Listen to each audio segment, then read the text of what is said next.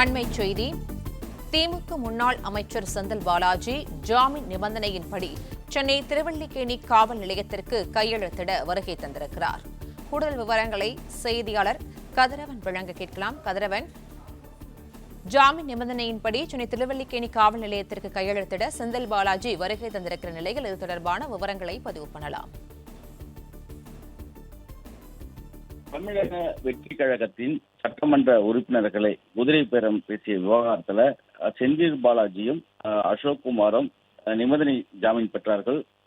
குறிப்பாக ஊத்தங்கரை சட்டமன்ற உறுப்பினர் கூடிய இளையராஜா கொடுத்த புகாரின் பேரில் 14 நபர்களை திருவல்லிக்கேணி காவல்துறையினர் கைது செய்திருந்தார்கள்.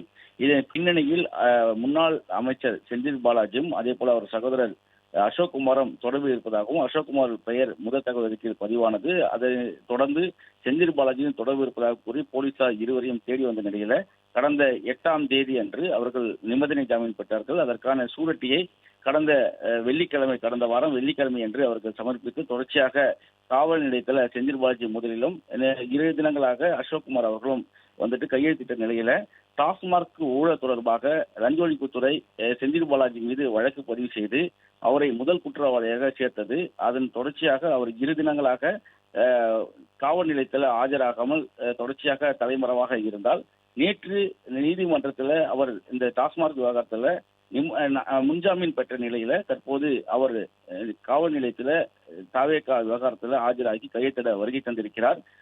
சகோதரர் அசோக்குமாரும் அவருடன் வருகை தந்திருக்கார். நேற்று அசோக்குமாரும் ஆஜராகாத நிலையில தான் நீதிமன்றத்திலும் அவர்கள் தெரிவித்திருந்தார்கள். கடிதம் காவல்துறைக்கு அனுப்பியதாகவும் 1 வார கால விலக்கு அளிக்க வேண்டும் என்று அவர்கள் நீதிமன்றத்திலும் கடிதம் ஒன்றை அனுப்பி கூறியிருந்தார்கள். காவல்துறைக்கு கடிதம் அனுப்பியதாக கூறியிருந்தார்கள். இந்த நிலைதான் முன்ஜாமீன் கிடைக்கப்பட்ட காரணத்தினால செந்தில் பாலாஜி தற்போது இந்த தாவேகா விவகாரத்தில் கையெழுத்திடுவதற்காக வருகை தந்திருக்கிறார். உடன் அசோக்குமார் அவர்களும் வருகை தந்திருக்கிறார்கள். காவல்துறையினர் இருவரிடம் தொடர்ச்சியாக விசாரணை நடத்தக்கூடிய நிலையில இந்த வழக்கு தொடர்பாக தற்போதும் விசாரணை நடத்த இருப்பதாக தெரிய வந்திருக்கிறது. செந்தில் பாலாஜி 2 தினங்களாக ஆஜராகாத நிலையில தற்போது மீண்டும் தமிழக வெற்றி கழகத்தின் சட்டமன்ற உறுப்பினரை பேரம் பேசிய வழக்கில் திருவல்லிக்கேணி காவல் நிலையத்தில் ஆஜராகி கையெழுத்திட வருகை தந்திருக்கிறார். அவருடன் அவர் சகோதரர் அசோக்குமாரும் வருகை தந்திருக்கிறார்.